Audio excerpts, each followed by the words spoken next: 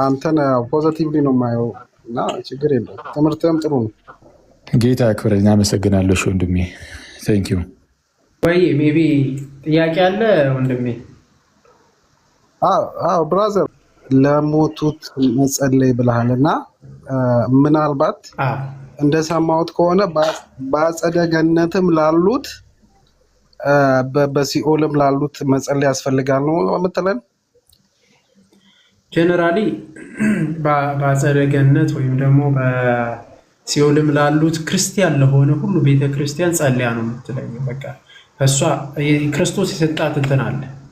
እርሱም ሰዎችን እንድታጠምቅ ወደ ቤተክርስቲያን እንድትጨምር ወደ ጌታ አካል እንድትጨምር ለተሰጣት ማን ነው? ለቤተክርስቲያን፣ ለጌታ ቤተክርስቲያን። ስለዚህ ጌታ ቤተክርስቲያን ልክ አንድ ሰው ሲመጣ ምን ታደርጋለች? ትቀበላለች። ዳግም ይወለዳል። ከተወለደ በኋላ የትኛውም ሰው ይሁን ጽድቅን ሰራ ነፃን ሰራ ብቻ በቤተ ክርስቲያን ውስጥ እስካለ ድረስ ያንን ሰው በክብር በጸሎት ትሸኘዋለች። ፍርዱ ግን የማን ነው ከተባለ የክርስቶስ ነው። ፍርድን የሚሰጠው ጌታ ነው። እሱ ፍርዱን ይሰጣል። ግን ቤተ ክርስቲያን እስከ ክርስቶስ እስከተወለደ ድረስ ለቤተ ክርስቲያን ሁልጊዜ ለዛ ክርስቲያን ሁልጊዜ ትጸልያለች። እኮ አሁን እኔ ከሞት በኋላ ላለው ነው በአጸደ ገነትና በሲኦል ስላሉት ነው። አሁን ምናልባት ስፔሲፊካሊ ጥያቄ ኦልሬዲ አጸደ ገነትና ሲኦል እንዳለ ታምናለህ አይደል? ኦፍ ኮርስ አለ። ስለዚህ ሁለቱም ጋር ላሉት ነፍሳት ይጸልያል ነው የምትለኝ? ከሞተ በኋላ ነው ኦልሬዲ ከሆነ በኋላ ማለት ነው። አዎ ቤተክርስቲያን ለሁለቱም ነው የሚጸልዩ። ከሞተ አሁን ፍትሐት ይደረጋል አይደል? ለምሳሌ ፍትሐት ይደረጋል። በቃ ጌታ ኢየሱስ ክርስቶስን ትማጸናለች ቤተክርስቲያን። ፍርዱን የሚሰጠው በነገራችን ላይ እስቲ አጸደን ስጋ ወይም በሲኦል ወይም ደግሞ በገነት መኖሩን አሁን እኛ አናውቅም። በሞተ ጊዜ ግን ቤተክርስቲያን ትእዛዟና የተሰጣት ምንድን ነው? ያንን እንድታደርግ ልክ ጳውሎስ ሲያደርግ እንደነበረ ጌታ በምህረት ያስበው ፍርዱን መጨረሻ ላይ ስለሚሰጥ ማለት ነው። ጌታ ዳግም ሲመጣ ፍርድን ስለሚሰጥ ሁለቱንም ታስባቸዋለች። ሁለቱንም በሲኦል ያሉትንም ሆነ በገነት ያሉትንም በጽድቅ ሰርተው የሄዱትንም ሆነ ጽድቅ ያልሰሩትንም እኛ ምንድን ነው ቤተክርስቲያን ስራዋ በምን መሸኘት ነው? በክብር ትሸኛለች፣ እየጸለች ትሸኛለች። ያንን ሰው ጌታን ትማጸናለች። በአንድም በሌላ ማንም ሰው በዚህ ምድር ላይ በነገራችን ላይ በአንድም በትንሹም በትልቁም ኃጢአት ልንሰራ እንችላለን። ለዛች እያንዳንዷ ነገር ግን ጌታ በምህረት እንዲያስበውና በይቅርታ እንዲያስበው ትጸልያለች ማለት ነው። ስለዚህ እንዳልስትሽ እዚህ ጋር አሁን አምነው የሞቱት በገነት የሉም ነው የምትለኝ? ገነት ይሁኑ ሲኦል አይታወቀው ነው የምትለኝ? አምነው የሞቱት ገነት የሉም ወይም በአብርሃም እቅፍ የሉም ነው የምትለኝ? አምኖ የሞቱት በስራቸው ይጠየቃሉ። በገነትም ሆነ በሲኦልም ሊኖሩ ይችላሉ። አምኖ የሞቱት ራሱ ማለት ነው። ሊፈረድባቸው የሚችሉ አሉ። በክርስቶስ ያልሄዱ ወይም ደግሞ ክርስቶስን መስሎ ያልኖረ በሲኦል ሊሆን በቃ ይሆናል። በእርግጠኝነት በክርስቶስ ያልሆነ ማለት ነው። ማለት ወይም ደግሞ ክርስቶስን ጀኒውን አምነው በቃ አንተ በትክክለኛ እምነት ነው ቅዱሳን ብላ ደግሞ አምኖ የእምነትንም ስራ ሰርቶ እሱ ያው ክርስቶስ በቀኙ እንደሚያቆማቸው እኛንም በቀኙ እንዲያቆመን አሉ። ለምንድን ነው የማይኖሩት? ይኖራሉ። ቅድም አናቅም አልከኝ። ለማንኛውም በእግዚአብሔር ፕሬዘንስ ውስጥ ላሉት ጸሎት ያስፈልጋል ብዬ አላምንም። ባይዘ እኔ ኢቫንጀሊካል ትራዲሽን ነኝ ብሮ እና በአጸደ ገነት ላሉት እየጸለይን አለፋም ነው። ኦልሬዲ ፕሬዘንሱ ላይ አሉ ነው። እሱ ከንቱ ድካም ነው። ለምሳሌ እስቲ ማንን ታውቃለህ? አሁን ለምሳሌ አሁን ቅዱሳን ተብለው ቤተክርስቲያን ውስጥ የሚሰየሙ አሉ። ቤተክርስቲያን ውስጥ ይሰየማሉ። ቅዱሳን አባቶቻችን አሉ። ቅዱሳን ተብላ ቤተክርስቲያን የሚሰየማቸው ልክ እንደ ቅዱስ ዮሐንስ አፈወርቅ ሊሆን ይችላል። በቤተክርስቲያን በስራቸውም ሁሉ ከብዙ ዓመታት በኋላ ቤተክርስቲያን ይህንን ታስቀምጣለች። ግን ደግሞ ይህንን ማለት በቀኙ ይሆናሉ ቅዱሳን ናቸው ብለን በረከታቸውም ይደርብን እንላቸዋለን። እነዚህን ሰዎችን በረከታቸውም ለምን የሰሩት በምድር ላይ ትሩፋታቸውና ያደረጉት በጣም ብዙ ነገር ስላለው ማለት ነው ቤተክርስቲያን። ያም ሆኖ ግን እንደዛም አድርጎ እነዛ ሰዎች ለሰሩት ሁሉ ምን እንላለን? በረከታቸው እግዚአብሔር እንዲያሳድርብን በቃ ያደረጉት ትሩፋታቸው ለእኛም እንዲሆንልን ቤተክርስቲያን ትጸልያለች። በነገራችን ላይ በዚህ በተጨማሪ ግን ደግሞ ያን ብቻ አይደለም። በአንድም በሌላም ደግሞ ቤተክርስቲያን ለዛ ሰው ምስጋና ማቅረብ ወደ እግዚአብሔር ማለት ነው። ለዛ ሰው ላደረገ ሁሉ ምስጋና ልታቀርብ ትችላለች። በምድር ላይ ላደረገው ለሰራው ይህ ፐርፌክት ማለት አንችልም። ፐርፌክት መሆን የሚችለው እግዚአብሔር ብቻ ፐርፌክት የሆነው ማለት ነው። ከክርስቶስ ውጭ ፐርፌክትን አላየንም እና ሊወድቁ የሚችሉ በጣም ብዙዎቹ ከቅዱሳን አባቶች ሊሳሳቱ በጥቃቅን ነገሮችም ሊሳሳቱ የሚችሉ አሉ። ያንን ሁሉ ጨምራ ግን ቤተክርስቲያን ጸሎት ልክ ሲሞቱ በሞቱበት ጊዜ ማለት ነው ምን ታደርጋለች? ጸሎት ታደርጋለች። ከሆነ ዓመታት በኋላ ግን ያንን የጽድቅ ስራቸው ሁሉ ታይቶ ቅድስና ከተሰጣቸው በኋላ ግን ምን ትላለች? በረከታቸው ይደርብን ትላለች። ከዚህ ይበልጥ ደግሞ እስቲ ያኬ ይጨምርልን። ይጨምራል። ግን ምንድነው አሁን እዛ ጋር እኔ ስለ ሴንቱድ አላወራውም። እኔ አምኖ የሞተ ሁሉ አማኝ በትክክል ጀኒንሊ አምኖ የሞተ እንደ እግዚአብሔር ቃል የኖረ በገነት ይቆያል ነው የሚለው። ያላመነ ደግሞ በሲኦል ይቆያል። የመጨረሻው ፍርድ ይኖራል። ከዛ በኋላ ደግሞ ገሃነም በዜ ሲኦል እና ገሃነም የተለያየ ነው ብዬ ነው ማምነው። ሲኦል ሙታናቸውን ሰጡ። ያም ወደ ገሃነም ተጣለ ይላል። አዘሴም ታይም በገነት ያሉት ደግሞ ከፍርድ በኋላ ወደ መንግስተ ሰማያት እንደሚሻገሩ ነው ማምነው። ቃልም የሚያስተምረው ያንን ነው ብዬ ነው ማምነው። አዘሴም ታይም በገነት ላሉት በአጸደ ገነት ላሉት በእግዚአብሔር ፕሬዘንስ ላሉት ሐዋርያው እንዳለ እኔም ሊሄድ በዛው ልቆይ እወዳለሁ ይላል። ነገር ግን ለእናንተ ጥቅም ስል በምድር አለው ይላል። ስለዚህ በእግዚአብሔር መገኛው ስላሉት ለነሱ መጸለይ፣ ለምሳሌ አንተ ቤተክርስቲያን ማልክ እንጂ ቤተክርስቲያን ማለት የእግዚአብሔር ጉባኤም ነው። አዘሴም ታይም አንተም ኢንዲቪጁዋል አማኙ ኮሌክቲቭሊ ሲመጣ ነው ቤተክርስቲያን የምትለው እና በአጸደ ገነት ላሉት ይቅር በላቸው ያን መጸለዩ አይ ቲንክ ትርጉም የለውም። ትርጉም ያለው ልምድ አይደለም። ከንቱ ልፋት ነው። ጥያቄ ብቻ ሊጠይቅ ማለት አዘሴም ታይም ደግሞ አንዴ ተገኝ ስፔሲፊካሊ በገነት ነው እበሉ ደግሞ በገነት አይደለም የሚለውን ታውቋለህ? እሱን እግዚአብሔር ነው የሚያውቀው። ግን እንደ እምነቱ ሰውየው ጄኒውን እምነት ከሆነ እንደ ቃሉ አምኖ ከኖረ አንተ አሁን በገነት ሰው ነፍሳት እንዳትለኝ ፈራለሁ እኮ። አሁን ስቲል ታውቀዋለህ ማለት ያንን ሰው ቤት እንዳለ ይታወቃል። አንተ ታውቃለህ። አማኝ ጉባኤ ናት እቺ ጉባኤ ቤተክርስቲያን የኛ ጉባኤ ናት እና ጉባኤዊት እንደመሆኗ ቤተክርስቲያን ማለት ነው። ያንን ሰው ግን ለይታ በቃ ይሄ ሰው ገነት ነው ያለው ይሄ ደግሞ ሲኦል ነው ማለት ትችላለህ? ስፔሲፊካሊ ያን በግል ማለት ነው ይቻላል። ስለዚህ እምነት ነው እዚህ ጋር እምነት የሚባለው የማይታየውን የሚያስረግጥልን ነው ማለት ነው። ስለዚህ አማኝ ይኸውልህ ጄኒውን አማኝ እውነተኛ አማኝ እንደ ቃሉ የኖረ አማኝ ሲሞት በገነት ነው የሚቆየው ነው። ስለዚህ በገነት ነው ማለት በገነት አሁን ችግሩ በገነት ሰው የለም ልትለኝ እንዳርዳር ብሏል። ሚስ ያረከኝ ነገር አለ። አሁን በቅድስና ህይወት ውስጥ የተመላለሱ ማለትም ክርስቶስን መስሎ የኖሩ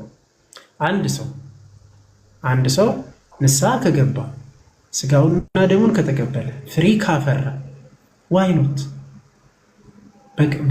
በቀኙ ነው የሚሆነው፣ በገነት ነው ያለው እና ታምናለች ቤተክርስቲያን። ለዛ ሰውም አልፎ ሰማዕትነት ለሆኑት በረከታቸውም ይደርብን ብለንም ጭምር ነው የምንጸልየው። ለክርስቶስ ላደረጉት ሁሉ አንገታቸው እስከ መስጠት ድረስ እስከ መቃጠል ድረስ የደረሱ አሉ። ከአባቶችን በጣም ብዙዎችን አይተናልም ተመልክተናልም። በቤተክርስቲያን ታሪክ ውስጥም አለ። ስለዚህ እንደዛ ሆኖ የኖሩትን ዋይኖት በቀኙ ነው ያሉት፣ ወይም ደግሞ በገነት አሁን በገነት ከኔ ጋር ትሆናለህ እንደተባለ ሁሉ እነዛ በገነት አሉ ብለን እናምናለን። ስለዛም በረከታቸው የሚደርብን ብለን እናምናለን። ስፔሲፊካሊ የሚታወቁት ትልልቆች አባቶች፣ በዛ ልክ ደግሞ ልክ የማይታወቁ የሚኖሩም ሊኖሩ ይችላሉ፣ ክርስቶስን መስሎ ይኖሩ አሁንም በቀኙ ናቸው ብለን እናምናለን። ከዛ ያለፈ ግን አሁን እኔ ውሰድና እኔ ደካማ ነኝ። ስለዚህ በቀኙ ላሉት እየጸለይክ መጥተም የለብንም። አይ በቀኙ ላሉት አሁን ለጳውሎስ እንጸልያለን? አይ አንጸልይም፣ እንደዛ አይደለም። ለጳውሎስ ለሌሎቹ እንጸልያለን?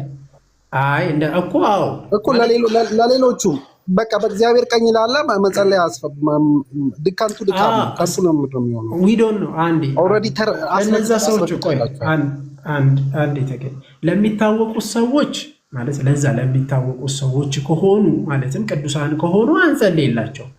ግን ደግሞ የማናቃቸው አሉ። ያ ማለትም የማናቃቸው አንተ ልትሆን ትችላለህ ማለት ቤተክርስቲያን ውስጥ ያለ እኔ ሊሆን ይችላል። አሁን እኔ እስራኤል እንደዚህ ነኝ ብዬ እንትን የሚፎክር ሰው አይደለሁም። ቤተክርስቲያን ለእያንዳንዱ ስፔሲፊካሊ ሰዎችን ይሄ ለይታ እነዚህ በቀኙ ነው ያለው ይሄ ደግሞ በቀኙ አይደለም የምትል አይደለም። ግን ደግሞ ያ ሰው ሊኖርም ይችላል አይኖርም ይችላል። እግዚአብሔር ነው የሚያውቀው፣ ክርስቶስ ነው የሚያውቀው።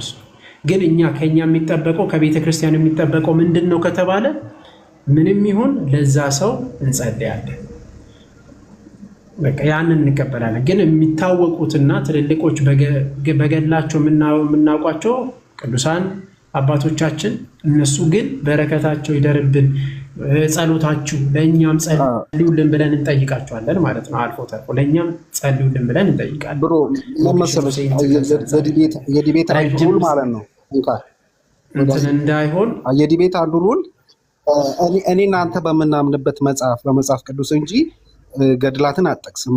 ለምሳሌ እኔ ገድላትን ብጠቅስ ደስ አይለ ስለማይልህ በመጽሐፍ ቅዱስ ተገኝ ገድላት ማለት ነው። መጋደላቸው የተጋደሉትን አታውቃቸውም? ጳውሎስ ተጋድሏል አልተጋደለም? በይሁት የጳውሎስ ተጋድሎ አለ። እኔ የምልህ መጽሐፍን አትጥቀስ በሚለው ነው። ገድልን እቀበላለሁ ለመጽሐፍ ቅዱስ ግን ቸርች ፋዘሮችንስ ችግር የለውም። ቸርች ፋዘሮች ደግሞ ሁሉም ቸርች ፋዘሮች ደግሞ በዚህ ያምናሉ ማለት አብዛኛው በጣም ብዙ ቸርች ፋዘሮችን መጥቀስ እንችላለን። በዚህ አጋጣሚ ላወጣልህ እችላለሁ። ለምሳሌ እነ ተርቱሊያን ጨምሮ ከተርቱሊያን እንዲያውም ደግሞ ማቴዎስ 5:25 እስከ 26 ላይ ተርቱሊያንን እኮ እንደ አባት ብለን እንቀበላለን። የእናንተ ቤተክርስቲያን መጨረሻ ላይ ሞኖታኒስት ጆይን አድርጓል በሚል እንደ ቤተክርስቲያን ታሪክ ጻፊ እንጂ እንደ አባት ቤተክርስቲያን ሌሎቹንም ይጠቅስልሃለሁ፣ ችግር የለውም። ሌሎቹንም ይጠቅስልሃለሁ። ግን ሊቅ ብላ ቤተክርስቲያናችን ትቀበላለች። ከዛም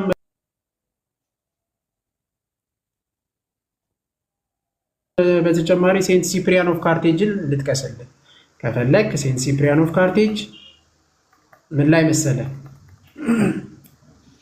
ሌተር 51 ላይ ቃል በቃል ስለዚህ ስለሞቱ ሰዎች መጸለይ ቤተክርስቲያን እንደሚጸልይ ያስቀምጣል። በተጨማሪ ሴንት ሲሪል ኦፍ ጀሩሳሌም ይህንንም ያዘው።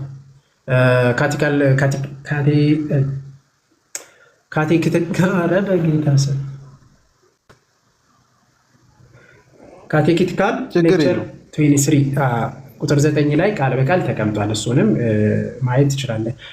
ሴንት ግሪጎሪም ቃል በቃል ነው የሚያስቀምጠው ቅዱሳን ሰዎች የሞቱ ሰዎች መጸለይ እንደሚገባ ማለት ነው። እሱም ደግሞ ሴንት ግሪጎሪ የኦፍ ናይሲያ ምን ላይ መሰለ ሴርሞን ኦን ዘ ዴድ የሚለው እዛ ላይ ቃል በቃል አስቀምጧል። በጣም ብዙ ጆን ክርስቶሶንም አስቀምጧል እና ሌሎች አባቶችን ማግኘት እንችላለን በቤተክርስቲያን እንትን ደረጃ። እነዛን ግን ትቀበላቸዋለህ አንተ? እንደ ቤተክርስቲያን ባይዜ ቸርች ፋዘር ማዕረግ ነው እንጂ ክርስቶስ ነው ቤተክርስቲያን የወለደው ቅዱሳን የወለደው ኢየሱስ ክርስቶስ ግን ትቀበላቸዋለህ? ቸርች ፋዘር ማዕረግ ነው። ስለዚህ እነዛን ትቀበላቸዋለህ ወይ ነው? እንደ ሲሪየስሊ የማያቸው ከቅድመ ኒቂያ አባቶችን እንደ ማዕረግ እቀበላቸዋለሁ። እንደ ቸርች ፋዘርስ ባይዜ ቸርች ፋዘርስ የሚለው ማዕረግ ነው፣ የተሰጠ ማዕረግ ነው እንጂ ከዛ በኋላ ያሉትን ለምን ከዛ በኋላ እንደ ትምህርት አሁን ወዳጅ አንተ ተርቱሊያን ኦልሬዲ ሞኖታኒስት ካልት ጆይን አድርጓል ከተባለ ተርቱሊያንን አልጠየኩም። ተርቱሊያንን አልጠየኩም። ተርቱሊያንን እየጠቀስከው ነው።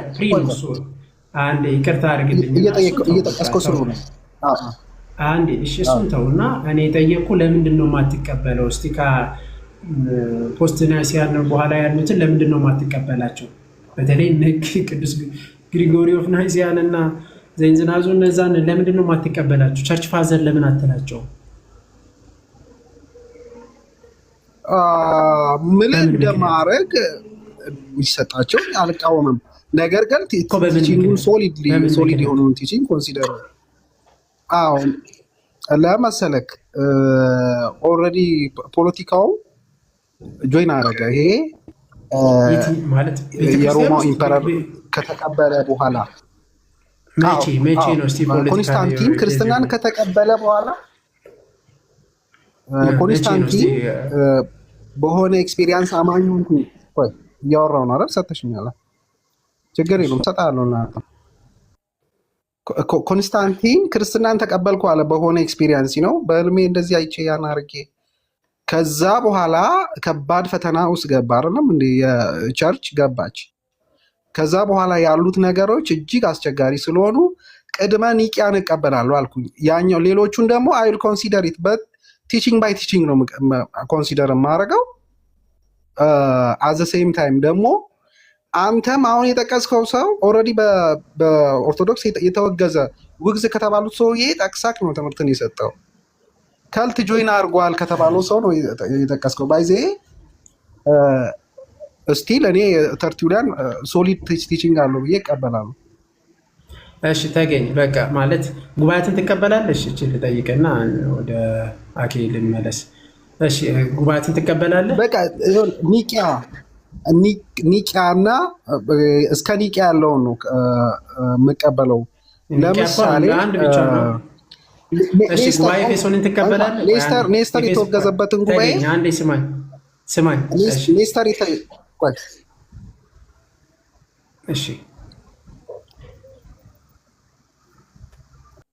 እሺ አንደኛ ቆሮንቶስ ምዕራፍ 15 ቁጥር 29 እንዲህ ይላል፣ እንዲያማ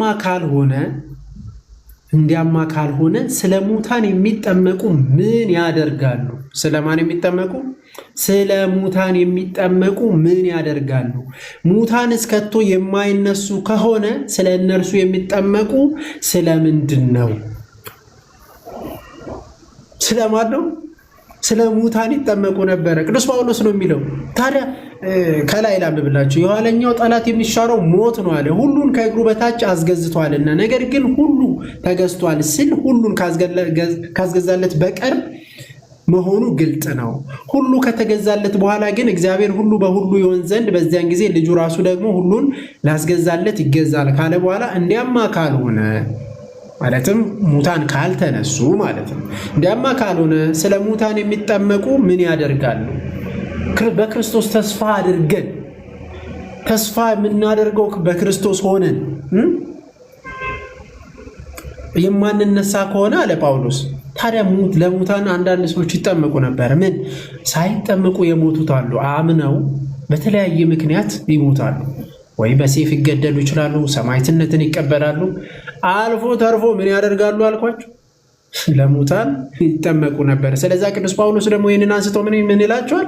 ታዲያ እንዲያ ከሆነ ለምንድን ነው ስለ ሙታን የሚጠመቁ ምን ያደርጋሉ? የማይነሳ ከሆነ ሰው ክርስቶስ ዳግም ሲመጣ ማንነሳ ከሆነ ያንን ተስፋ አድርገን ማንነሳ ከሆነ ታዲያ ለምንድን ነው የምንጠመቀው? የሚጠመቁት ሰዎች ይህን ቃል በቃል የተጠቀመ ሙታን እስከቶ የማይነሱ ከሆነ ስለ እነርሱ የሚጠመቁ ስለምንድን ነው? ይህን እንዳልኳችሁ ሊትራሊ ጥምቀት ብሎ የሚወስዱ አሉ። እነ ሂፖሊተስ ደግሞ አይ ጸሎት ለዛ ለሞቱ ሰዎች አምኖ ለሞቱ ሰዎች ጸሎትን ማድረግ ለነሱ በቃ ራስ ሰጥቶ መጸለይ በዛ የሚፈቱት አባቶች አሉ ማለት ነው። በሁለቱም እይታ አለ። ስለዚህ እስቲ ፕሮቴስታንቶች ይህንን ምንድን ነው የምታደርጉት? በአዲሱ መደበኛ ትርጉማችሁም በዛ ልክ ነው። አንዳንዶቹ ይጠመቁ ነበር ይላል። ስለ ሙታን እንኳን መጸለይ አይደለም እነሱንም ማሰብ አይደለም፣ አልፎ ተርፎ መጠመቅ አለ ማለት ነው። ስለዚህ ይህንን ጥቅስም መያዝ እንችላለን። አንደኛ ቆሮንቶስ ምዕራፍ 15 ቁጥር 29 ላይ ያለው ቅድም የሰጠኋችሁ አንደኛ መቃብያን ምዕራፍ 12 ቁጥር 41 እስከ 45 ባለው ላይ ስታነቡት ለሙታንን መጸለይ እንደሚገባና እነሱን ማሰብም ጭምር እንደሚገባ መጽሐፍ ቅዱስ ያስቀምጣል። ለምንድን ነው ሙታን የምናስባቸው ከተባለ ወይም ደግሞ የሞቱትን ለምንድን ነው የምናስባቸው ከተባለ በትልቅ ማስተዋል ያለብን እነዛ የሞቱት ሰዎች ሙታን ሆኖ የቀሩ ዶርማንት የሆኑ አይደሉም። ታዲያስ በክርስቶስ ዘንድ የሚኖሩ ናቸው። ለዛ ነው መታሰቢያም የተሰጣቸው። መታሰቢያ ተሰጥቷቸዋል። ለምሳሌ ኢሳይያስ ምዕራፍ 54 ላይ ስታነቡት ኢሳይያስ ምዕራፍ 54 ላይ ላንብብላችሁ፣ እያነበብን ላሳያችሁ። እኛ ሕያዋን ነንና አንዱ ስለ አንዱ ያስባል ይጸልያል። ከዛም በላይም ደግሞ ጭራሽ መታሰቢያ በቤቱ ውስጥ ስለተሰጣቸው መታሰቢያ እግዚአብሔር ራሱ ስለሰጣቸው እናስባቸዋለን ጭምር ማለት ነው። ቅዱሳን የሆኑትን ደግሞ ከፍ ከፍ ያሉትን ኢሳይያስ 56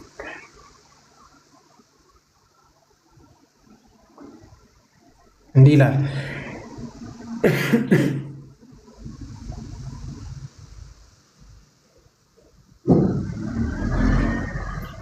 በቤቴና በቅጥሬ ውስጥ የሚለውን አሻንዲ እስቲ 56 ቁጥር 5 ላይ ኢሳይያስ 56 ቁጥር 5 ላይ ቃል በቃል እንዲህ ይላል። በቤቴና በቅጥሬ ውስጥ ከወንዶችና ከፍ ብዬ ላንብብላችሁ። እግዚአብሔር ሰንበቴን የሚጠብቁ አስተውሉት። እግዚአብሔር ሰንበቴን የሚጠብቁ ደስ የሚያሰኝንን ነገር ለሚመርጡ ቃል ኪዳኔን ስለሚይዙ ጃንደረቦች እንዲህ ይላል። አሁን ሰንበቱን የሚጠብቁ ቃሉን የሚጠብቁ እንደማለት ነው። ምን ያደርጋል እግዚአብሔር? ምን ሰጣቸው ለነዛ ሰዎች? ሞቶ ይቀራሉ በቃ ይጠፋሉ አይነት ነገር ነው አይደለም። እነዛ አላለም ጌታ። እንደ ፕሮቴስታንት ዶርማንት ሆኖ የሚቀሩ ወይም ደግሞ እንደ ጆቫዊ ተነሶች በነገራችን ላይ ጨራሽ ሲኦል የሚባለው እዚሁ ነው በቃ ተብሎ ነው የሚታሰበው። ይህንን ኢሳይያስ ምዕራፍ 56 ቁጥር 4 ጀምራችሁ ማንበብ ትችላላችሁ። ኢሳይያስ ምዕራፍ 56 ቁጥር 4 ጀምራችሁ ስታነቡ ታገኛላችሁ። ስለዚህ ዶርማንት ሆኖ ይቀራሉ እንደ ጆባዊ ተነሶች ነው አይደለም። እዚሁ በቃ እንደሞቱ ይቀራ አይደለም አንልም። የለም እንደዛ አይደለም። እንደ አድቬንቲስቶችም እንደዛ ነው የሚያምኑት። ሰዎች ልክ ሲሞት በቃ እዚሁ ነው የሚቀረው፣ ነፍስ የሚባል ነገር ወደ ላይ የሚሄድ የለም እዚሁ ይቀራል የሚሉ አሉ። እንደዛ የሚያምኑ አሉ መናፍቃኖች ውስጥ ሰቨን አድቬንቲስት እና የጆባዊ ተነሶች እንደዛ ነው የሚያምኑት። እኛ ግን ነፍሳት ወዴት ይሄዳሉ? ወደ እግዚአብሔር ይሄዳሉ። ወደ እግዚአብሔር ይሄዳሉ። ወደ ክርስቶስ ይሄዳሉ። የክርስቶስ አካል ናቸውና ወደ ክርስቶስ ነው የሚሄዱት፣ ያመኑቱ ማለት ነው። ያላመኑት ተፈርዶባቸዋል። ስለዚህ ግን ያመኑትና ወደ ክርስቶስ ለሄዱት ግን ቃል ኪዳን አላቸው፣ መታሰቢያ አላቸው። እንዲያውም እንድናስብ እግዚአብሔር ራሱ ነው የነገረን። በኢሳይያስ በኩል የነገረን ራሱ ነው። ምን አለ? በቤቴና በቅጥሬ ውስጥ ከወንዶችና ከሴቶች ልጆች ይልቅ የሚበልጥ መታሰቢያ ስም እሰጣችኋለሁ፣ የማይጠፋም የዘላለም ስም እሰጣችኋለሁ። የቅዱሳን ስም የሚጠፋ ከሆነ ማለት በቃ ሞቶ የሚቀር ከሆኑ መታሰቢያቸው ምን ሆኗል? በቃ የተረሳ ነው። የሚጠፉ ከሆነ ግን አይጠፉ። በክርስቶስ የሆኑት የሚጠፉ አይደሉም፣ ሕያዋን ይሆናሉ እንጂ ሙታን አይደሉም። ቃል በቃል አይደል ለክርስቶስ የተነገረንም የሕያዋን አምላክ እንጂ የሙታን አምላክ አይደለም። ፈጽሞ ማለት ነው። ፈጽሞ የሙታን አምላክ አይደለም ክርስቶስ። ያንን እንደ ማስረጃ ማስቀመጥ እንችላለን። አራተኛ ፖይንት ማንሳት የምንችለው ስለ ሄኒፎረሱ ነው። ሁለተኛ ጢሞቴዎስ ምዕራፍ 1 ቁጥር 18 ላይ እንዲሁም ሄኒፎረስ የተጠቀሰበት ቦታ ያዙት። ሁለተኛ ጢሞቴዎስ ምዕራፍ 1 ቁጥር 18 ሁለተኛ ጢሞቴዎስ ምዕራፍ 1 ቁጥር 18 እንዲሁም ሁለተኛ ጢሞቴዎስ ምዕራፍ 4 ቁጥር 19 ላይ ተጠቅሷል። ሁለተኛ ጢሞቴዎስ ምዕራፍ 1 ቁጥር 19 ላይ ስኮላሮቹም በነገራችን ላይ ሁሉም የሚስማሙበት ሄኒፎረስ የተባለ ማንን ሲያገለግል የነበረ? ጳውሎስን ሲያገለግል የነበረ ሰው። ጳውሎስ ስለሱ ሲናገር ኢን ዘ ፓስት ዌይ አድርጎ ነው የሚናገረው። ፓስት ዌይ ነው። በዚያን ቀን ከጌታ ምሕረትን ምን ያደርግለት እንዲያገኝ ጌታ ይስጠው። በኤፌሶን እንዴት እንዳገለገለኝ አንተ በደህና ታውቋለህ ብሎ ይነግረዋል ማለት ነው ለጢሞቴዎስ። ሲያገለግለው ነበረ ማንን? ጳውሎስን። ጳውሎስ ምን ብሎ ጸለይለት ለዛ ሰው? ጌታ ዳግም በመጣ ጊዜ በምን ያስበው? በምህረት ያስበው። ለሞተ ሰው እንዴት ነው በምህረት ያስበው ያለው? መጽሐፍ ቅዱስ ላይ እንደዚህ ላይ? አዎ መጽሐፍ ቅዱሳዊ ነው። እንግዲህ ዋጡት። በተለይ ፕሮቴስታንቶች የሆናችሁ ይሄው ቅዱስ ጳውሎስ ቃል በቃል በዛን ጊዜ ጌታ በምን ያስበው? በምህረት ያስበው። በዛን ቀን የተባለችው የትኛዋ ቀን? ጌታ ዳግም የሚመጣባት። ጌታ በማቴዎስ ወንጌል ምዕራፍ 25 ቁጥር 30 ላይ ከ33 አንስታችሁ ስታነቡት ጌታ ኢየሱስ ክርስቶስ ዳግም ይመጣል። ዳግም ሲመጣ ፍርድን ይሰጣል። በዚያን ቀን ደግሞ በምህረት እንዲያስበን ይጸልያሉ ማለት ነው። ይሄው ጳውሎስ እየጸለየለት ነው። ለማን? ለሄኒፎረስ። ሁለተኛ ጢሞቴዎስ ምዕራፍ 1 ቁጥር 18 እንዲሁም ሁለተኛ ጢሞቴዎስ ምዕራፍ 4 ቁጥር 19 ላይ የምታገኙት ማለት ነው። ለዚህ ሰው ይጸልይለታል። ለዚህ ሰው ለሞተ ሰው ሞቷል። በስጋ ሞተ፣ ሕያው ነው ግን ከክርስቶስ ጋር ነው የሚኖረው። ይሄ ስጋ ይበሰብስና ይቀየራል፣ ይነሳል። ግሎሪፋይ ሆነን ነው የምንነሳው። ግን በዛ ቀን የተባለችው በምህረት ያስበው ጌታ ብሎ ይጸልይለታል። ትጸልያላችሁ ፕሮቴስታንቶች? በዛ ቀን በምህረት ያስብ ትላላችሁ ለአንድ ሰው? አትሉም። የለም ይሄ ትምህርት የለም ፕሮቴስታንት ዘንድ። ማንም በምህረት ያስበው፣ በምህረት ያስብ። ድኛለሁ ጸድቅ ያለው ነው፣ ድነናል፣ እየዳን ነው፣ እንድናለን የሚለው ትምህርት በፕሮቴስታንት ውስጥ ስለሌለ ማለት ነው። ሜይ ቢ ጀስቲፊኬሽን፣ ሳንቲፊኬሽን እና ግሎሪፊኬሽን የሚሉት አሉ። ከዛ ውጭ ያሉት ግን አያምኑበትም። በቃ አንዴ ድነናል፣ ዋን ሴቭድ ኦልዌይስ ሴቭድ የሚሉ ናቸው አብዛኞቹ። አንዴ በቃ ከዳን ምን አንሆንም፣ ጭራሽ በቃ አንሞት፣ ጭራሽ በቃ ከክርስቶስ እንትን አንለም። ግን ጳውሎስ ምን እያለ ነው? እየጸለየ ያለው ለዛ ሰው ሊያገለግል የነበረውን ሰው ግን ምን አለ? ጌታ በዛን ቀን ጌታ ምን ይስጠው? ምህረትን እንዲያገኝ ጌታ ይስጠው። እንዴት ደስ ይላል መሰላችሁ! ዛሬ ላይ ይህንንም ወስደን እኛ እርስ በርሳችን ምንድን ነው የምትሉ? አንድ ሰው ካስተማረ በኋላ ቃለ ሕይወት ያሰማልን።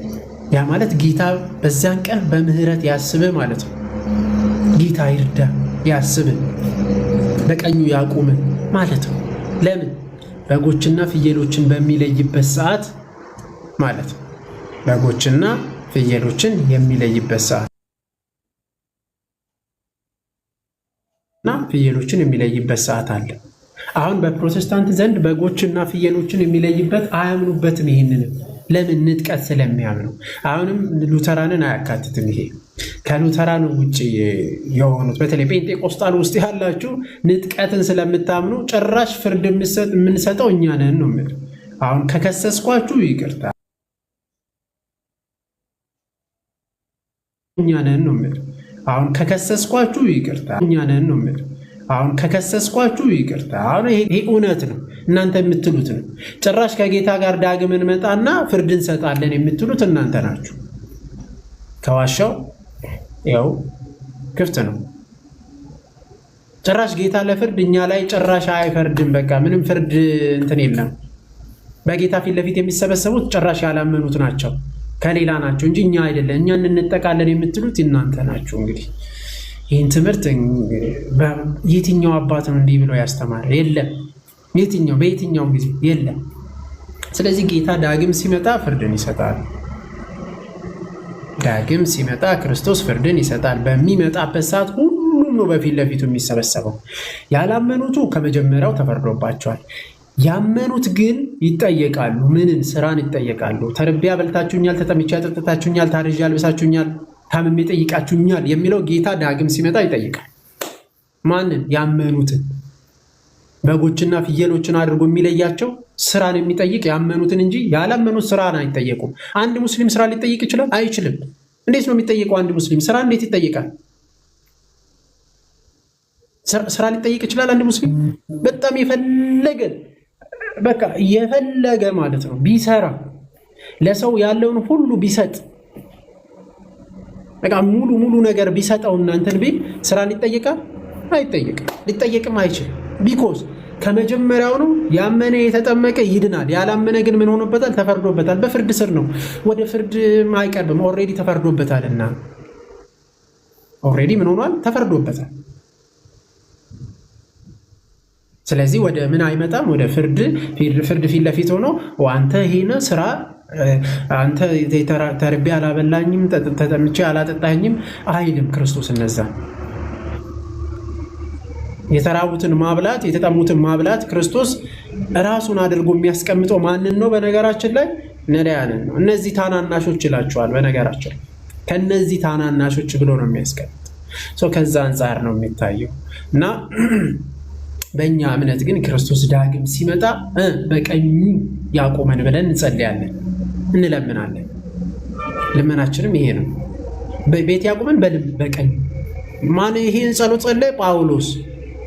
የት ነው የጸለየው? አንደኛ ጢሞቴዎስ ምዕራፍ 4 ቁጥር 18 ላይ ተመልከቱት። እንዲሁም ሁለተኛ ጢሞቴዎስ ምዕራፍ 1 ቁጥር 18 ላይ ለሰው ሲጸልይ ምን ብሎ? ጌታ በመጣ ጊዜ በዚያን ቀን በምህረት ያስበው ብሎ የጸለየው ጳውሎስ። የለም እናንተ ጋር የለም፣ ይቅርታ አድርጉልኝና ፕሮቴስታንቶች የለም። ስለዚህ ቤተክርስቲያናችን ይህንን የምታደርገው መጽሐፍ ቅዱሳዊ ነው። ለሞቱ ሰዎች ቤተክርስቲያን ትጸልያለች። ቤተክርስቲያን ትጸልያለች። አሁንም ወደፊትም ትናንትናም እየጸለየች ነበር። እሺ ሰላም። እስቲ ግባ። ይሄ ጸሎት አይደለም እያለኝ ነው ወንድማችን። እስቲ ግባና ጸሎት አይደለም ምን እንደሆነ እስቲ ትነግረናለህ። ምንድን ነው? እስቲ ንገረን። ሰላም ለሰው ልጆች የሚለው እስቲ ግባና ምንድን ነው? እስቲ ጳውሎስ ጌታ በዚያን ቀን በምህረት ያስበው ያለው ጸሎት ካልሆነ ምንድን ነው? ምን እንበል? ለዛ ሰው እየለመነ አይደለም? ለዛ ሰው እየጠየቀ አይደለም? በምህረት ያስበው ማንን ነው የሚለው? እኔ አንዳንዴ በጌታ ስም ወይ አስባችሁ እንትን ብላችሁ ኑ፣ ትንሽዬ ማለት ነው ማይንድ ሴታችሁን አስተካክላችሁ ነው። ምን እንበልሽ? መልካም ምኞት ነው